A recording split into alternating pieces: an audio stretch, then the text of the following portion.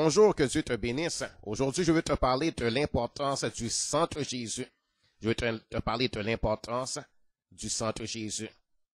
La raison pour laquelle Jésus a accepté que son sang soit versé, la raison pour laquelle Jésus s'est laissé prendre par les soldats romains pour être entraîné et amené au supplice, pour être battu, souffleté, fouetté. Il a subi des lacérations. Son corps a été blessé, son corps a été déchiré, son corps a été troué de clous. Il a été transpercé de gros clous aux pieds et aux mains. Son sang a coulé. L'homme a transpercé son côté avec une lance. Son cœur a été transpercé et du sang a coulé de son cœur avec de l'eau. Ses mains ont été transpercées de gros clous et son sang a coulé. Le sang a coulé de ses mains. Le sang a coulé à flot. Sa tête a été transpercée par des épines.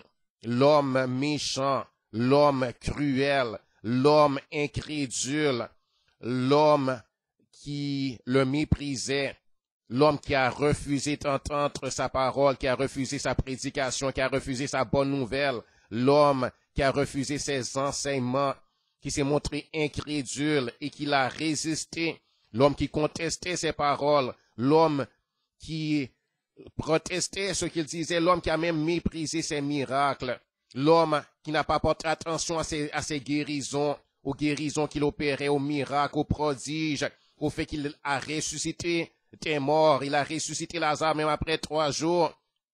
L'homme a mis une couronne d'épines sur sa tête pour se moquer de lui, pour le ridiculiser, pour le railler. L'homme a jeté des sarcasmes à son visage. L'homme lui a fait des outrages et des injures. L'homme lui a fait des outrages et des injures à lui, le Fils de Dieu, lui, le Saint d'Israël, lui, le Messie, le Sauveur du monde. La raison pour laquelle Jésus a accepté tant d'humiliation, pour laquelle Jésus a accepté que son sang soit versé, et pour laquelle le Père, Dieu le Père, a envoyé le Fils pour s'offrir lui-même en sacrifice pour le péché du monde, en sacrifice expiatoire. Il a pris la place de nous, des coupables.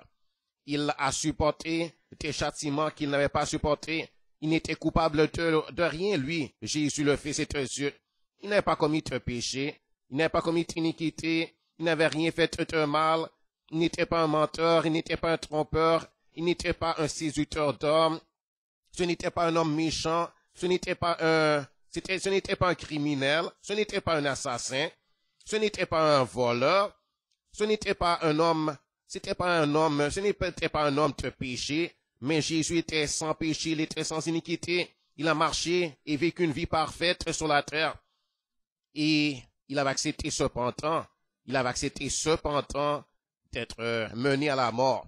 Il avait accepté cependant de mourir une mort honteuse.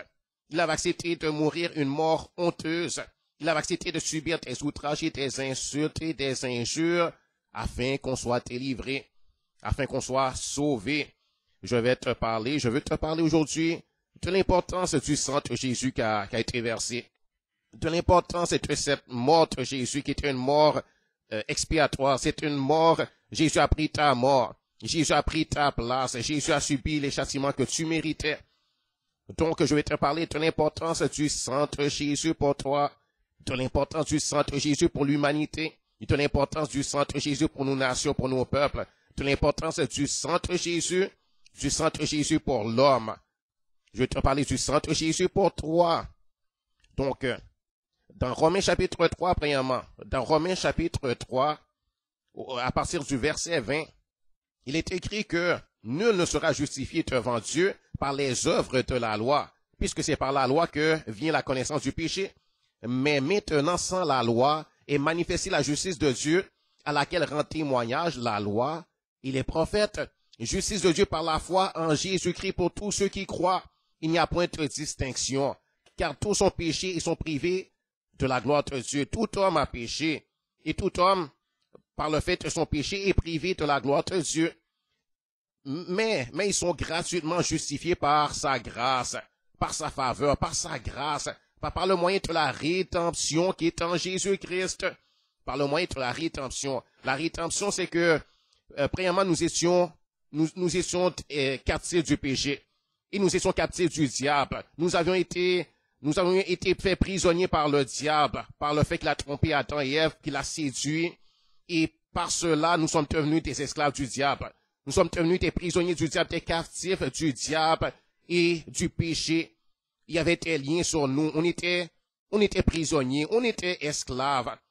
Et on avait besoin de délivrance, on avait besoin d'être affranchis de cet esclavage, on avait besoin d'être rendus libres, on avait besoin d'être sauvés, d'être rachetés de la perdition, de la destruction.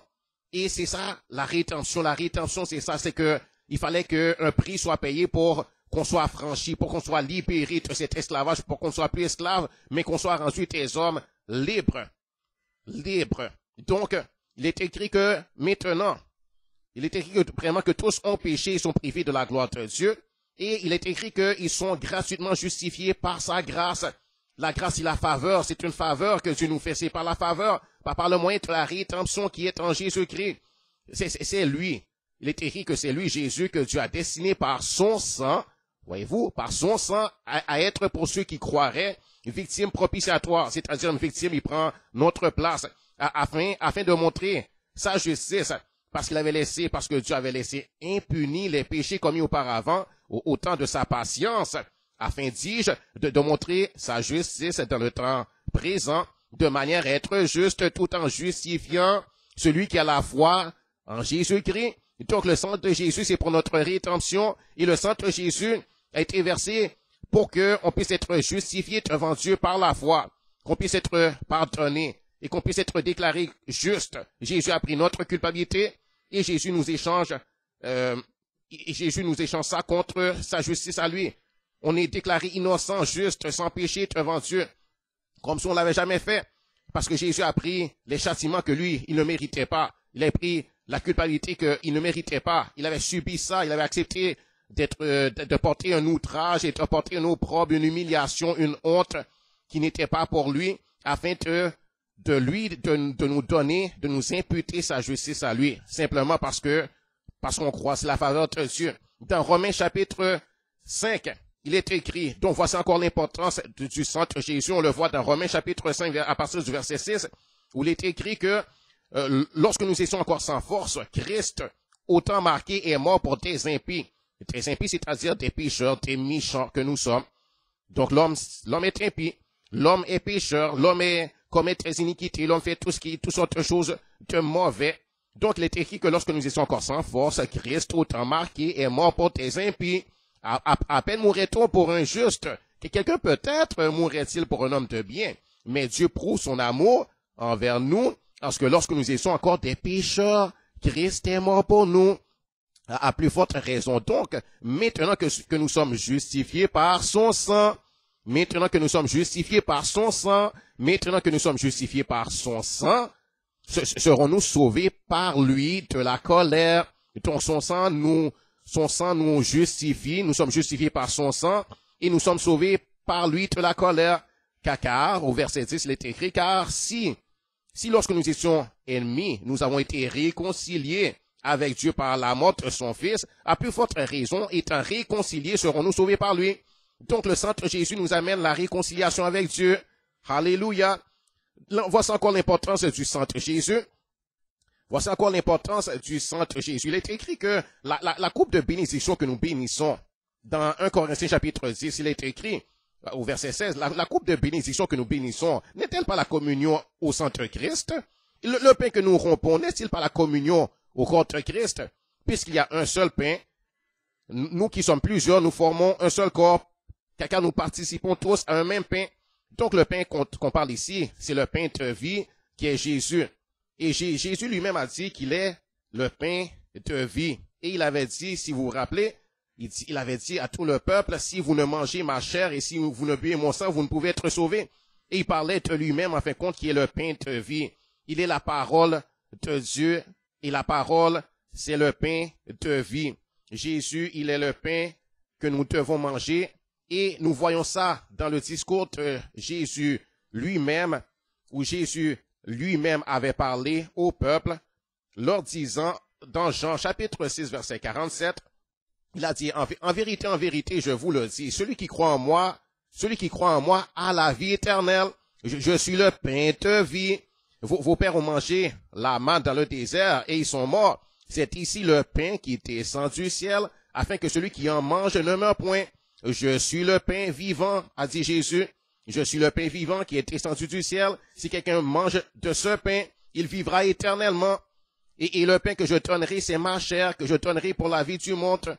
Là-dessus, il est écrit que là-dessus, les Juifs disputaient entre eux, disant, comment peut-il nous donner sa chair à manger? Jésus leur dit, en vérité, je vous le dis, si vous ne mangez la chair du Fils de l'homme, et si vous ne buvez son sang, vous n'avez point la vie en vous-même. C'est celui qui mange ma chair et qui boit mon sang à la vie éternelle, et je le ressusciterai au dernier jour. Car ma chair est vraiment une nourriture et mon sang est vraiment un breuvage. Celui qui mange ma chair et qui boit mon sang demeure en moi, et je demeure en lui. Comme le Père qui est vivant m'a envoyé, et que je vis par le Père, celui qui me mange vivra par moi. C'est ici le pain qui est descendu du ciel. Il n'en est pas comme de vos pères qui ont mangé la manne et qui sont morts. Celui qui mange ce pain vivra éternellement. Donc le pain qu'on parle ici, vraiment, c'est manger la parole de Dieu. C'est d'accepter Jésus. Et si tu reconnais que c'est par Jésus seul qu'on peut avoir la vie éternelle, c'est par Jésus seul qu'on peut vivre éternellement. Celui qui reçoit la parole de Dieu, celui qui met sa foi dans cette parole que Jésus a apportée, et la parole a été faite chair, il est écrit la parole, c'est Dieu lui-même, et la parole, c'est Jésus. Si on reçoit Jésus, on reçoit la vie. Et manger Jésus, c'est pas manger sa chair comme un cannibale, bien sûr, mais c'est la parole. La parole est esprit et vie. Et c'est croire en Jésus. C'est Jésus qui donne la vie. Donc, voici l'importance du sang de Jésus et tout ça. C'est à cause de Jésus, c'est à cause de son sang. Dans Éphésiens chapitre 6 encore, vous voyez, dans Éphésiens chapitre 1, voyez encore l'importance du sang de Jésus. Il est écrit que nous avons la rédemption par son sang. La rémission des péchés selon la richesse de sa grâce. La rémission, c'est-à-dire le pardon des péchés, le pardon de nos péchés. Moi, j'ai le pardon de mes péchés, le pardon de tous mes péchés, péché de mensonge, péché de tromperie, de tricherie, péché, peu importe le péché d'impudicité, d'impureté, péché d'avoir eu des mauvaises pensées parfois dans le passé, péché d'avoir trompé, menti, péché d'avoir fait des choses mauvaises, péché d'avoir été désobéi à Dieu, désobéi à mes parents, péché d'avoir été incrédule parfois, péché, tous les péchés, peu importe les péchés, il y a la rédemption, il y a le pardon de ces péchés-là. J'ai le pardon, c'était pardonné, c'est effacé, ça n'existe plus devant Dieu. Il n'y a plus de châtiment pour moi. Il n'y a plus de châtiment pour celui qui croit. Il n'y a plus de châtiment à cause du sang de Jésus, plus de condamnation, plus de châtiment, plus de réjection de la part de Dieu. Le mépris ne viendra pas sur moi, le mépris ne viendra pas sur celui qui croit, plus d'humiliation, plus de châtiment. On est pardonné, gloire à Dieu. Donc c'est écrit que en lui, Jésus, nous avons la rétention par son sang, la rémission des péchés. Ce sont la richesse de sa grâce que Dieu a répandue abondamment sur nous par toute espèce de sagesse et d'intelligence, nous faisant connaître le mystère de sa volonté, selon le bienveillant dessein qu'il avait formé en lui-même, pour le mettre à exécution lorsque les temps seraient accomplis, de réunir toutes choses en Christ, celles qui sont dans les cieux et celles qui sont sur la terre. Et voici encore maintenant dans Colossiens chapitre 1 verset 19, l'importance du sang de Jésus. Il a été écrit que Dieu a voulu par Jésus réconcilier tout avec lui-même, tant ce qui est sur la terre que ce qui est dans les cieux, en faisant la paix par lui, par le sang de sa croix. Donc, Dieu nous réconcilie avec lui-même par le sang de la croix de Jésus. Voici l'importance du sang. S'il n'y avait pas eu le sang versé, il n'y aurait pas eu de réconciliation avec Dieu. Il n'y aurait pas eu de réconciliation. Dieu serait encore fâché contre nous. Dieu serait encore irrité contre nous. On serait encore ennemis de Dieu. C'est-à-dire, c'est nous-mêmes qui nous sommes fait ennemis de Dieu. C'est nous-mêmes qui avons péché contre Dieu. S'il n'y avait pas eu le sang de Jésus, il n'y aurait pas eu de réconciliation possible. Voici l'importance du sang de Jésus. La réconciliation maintenant. Voici encore l'importance du sang de Jésus. Dans Hébreux chapitre 2, à partir du verset 14, il est écrit que puisque les enfants participent au sang et à la chair, il y a également participé lui-même, c'est-à-dire Jésus, afin que par la mort, il a anéanti celui qui est la puissance de la mort, c'est-à-dire le diable. Donc, par sa mort, Jésus a anéanti celui qui a la puissance d'être